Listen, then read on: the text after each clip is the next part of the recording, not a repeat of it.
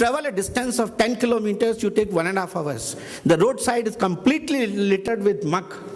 If our organization cannot do anything to create that kind of a civic sense, and our planners cannot take clue from the requirement of today's Bangalore, then what planning we are doing? I don't think we are doing the right job. That engineering, that professional planning, that bureaucracy which is giving such okays to all these plans, I think we are not doing our purpose. We are really taking our country for a ride. What is the point in saying that I am the great IT hub where my surroundings are so filthy? I don't see any reason. If your surroundings are filthy, it also speaks that your inner self is also not clean. There is something wrong somewhere. So we need to look at all these aspects. So we can make shining Bharat if we attend to sustainability. Sustainability will bring the required measure because it covers social, economic, environmental, all aspects. What we have concentrated is only the technological aspect, giving comfort to society. Comfort at what expense? So researchers and experts in sustainability, they have said that there are processes which should be actually given due importance, and that I would like to share with you. Larger global vision beyond local and the immediate future. Seek engagement from all stakeholders and arrive at balanced solution. Do please check, is this solution good for all or is it only good for a very small percentage of people? Ensure exact needs and wants for the product of the service. I'll give you an example. We have just recently in the last budget reduced the excise duty on small cars. What for? To produce more small cars. Where do you drive them, sir? On the road space which is not available? If you take all the cars of Bangalore and put it on the street on same day, you will find that the road space when they parked bumper to bumper is inadequate. This has been proven in Delhi. I'm sure this is true in Bangalore and is very much true in all cities, mega cities. Is this the requirement that should produce more small cars and give it to each individual without road space, or is it our requirement to create a mass transportation system to facilitate transportation?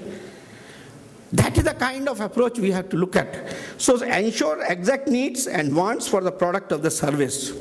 Plan and manage product development effectively, create and innovate, treat sustainability as the balancing requirement between global and local, exercise the needed discretionary perspective of uses of local skills and resources to meet global scale requirements. Those of you who are reading about innovation, the local skill, the jugaad which that Potter did for creating the mud refrigerator, we are looking at that kind of, I'm sure I'm not repeating that story, but that's what is needed to create the local skills and use them. Adopt a holistic cradle-to-grave approach, I call it life cycle approach, for all product engineering decisions and actions.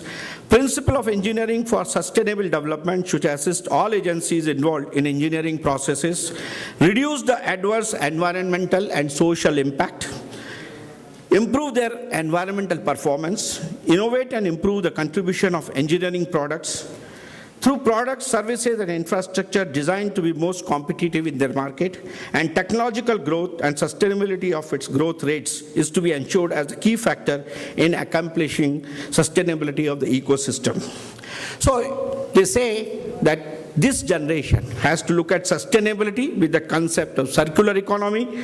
It will lead to the reduction in material waste, recycling, reuse, etc. This requires life cycle approach for development and production. You go to the mystic plane, then only you get the whole of yourself. And it is being told as a value today. To develop this youth, you have to interact with other fields of disciplines in addition to your tasks.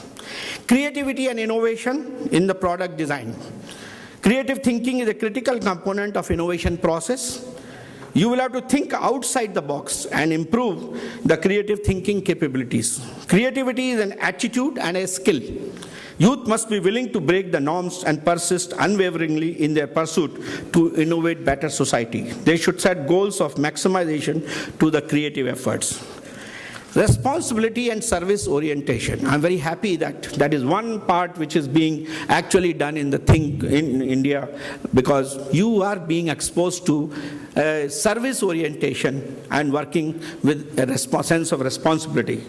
Youth have to be responsible towards humans and the environment and strive to develop technology and helps to bridge the digital divide. Bridging the digital divide, that means the development of masses and profit making can go hand in hand. Indian youth has to keep this as an axiom in its exercises. Many people say that we have large people who have done great, many industrialists are there, but are they in a position to bridge this digital divide? That question I have always posed to many. Some are not. Entrepreneurship and risk-taking capability. Today's world in 21st century, we all should not depend upon what the employment government is going to provide to you. Every individual who comes out from college institution like that should start looking at how I can be an entrepreneur. My idea, my skill, how can I exploit and be an entrepreneur, take that, innovate that, take it to market, and not only earn profit, but also go through a service orientation. That is a complete life cycle, I'll take care of that. So that's very important. Learning to improve. Youth need to have an excellent knowledge base. It's a knowledge society, coupled with insatiable desire to continuously acquire new knowledge and skills. The illiterate of the 21st century will not be those who cannot read or write, but those who cannot learn, unlearn, and relearn. That's the important thing. Learn, unlearn, and relearn. There's no point in continuously talking about Dalton's atomic theory. We have to go to the today's theory of standard model of the atom. Learning new skills is important, and a holistic learning approach drives the youth to improve their thinking, communication, problem-solving capabilities, and interpersonal skills. Leadership for change and global excellence. You should be the change which you want to see as a change. That's what the famous saying is there. It is often in times of great change that great leaders are born. The youth as leaders recognize the need for change and develop new approaches and goals for the future. The youth with new vision should work together with partners in collaboration modes. Youth as a leader can bring in change through the results of his efforts, benefiting large multitudes of people. Now, if you have to see, you should also see in this 21st century what problems India is facing.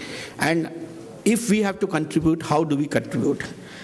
The problems, there are some examples I can give you. Development of new sources of energy without degradation of environment. We are all, everybody today, I must have attended in last about 2 years, about more than half a dozen seminars and conferences on renewable energy, alternate energies, green energy, all kinds of energy. But my power production has not gone up from today's 150 gigawatts to our requirement of in 2030 to 830 gigawatts. That's, if we have to follow, I have a figure, we have to set up almost 6,000 kilowatt power in every year in each discipline. And a lot of nuclear plants have to come up, but that's a challenge. Development, production, and distribution of quality water. Next crisis in the world is going to be water crisis. In fact, people even talk of, now today we are having cyber warfare, next warfare is going to be water warfare. So we have this problem, and we have to certainly find major answers for that. Disease prevention, control, and knowledge dissemination, covering the entire country in mission mode. Disease prevention and control with a massive infrastructure. Maintenance and upgradation of ongoing aging infrastructure and of cities and towns of India. And nothing can be done unless you do productivity improvement in the existing industry. We can always say that I will condemn the old industry and then start setting up. But then you will always have this problem of, do I spend on a new industry or I do research to catch up with the technology gap which is available? It is happening in the case of energy sector. In the energy sector, there is a requirement to increase the capacity or the energy production by putting more and more thermal power plants, more and hydel plants using the today's technology. But that technology is not efficient. That is only 35%. I need to take it to 45, 50, 60. For that I need to do research. Now I have got limited resources. Should I put more thermal power plants, or should I take the energy capacity through research in terms of efficiency? That's why it is important for us to strike a balance to improve the efficiency of the present system. I want to share with this crowd a very important gap which exists in our country. If you see today, our country has always been a follower. Follower in technology sense, I'm talking. In spiritual sense, we have been leaders. I'm not talking in that sense. And the vision of Jawaharlal Nehru was that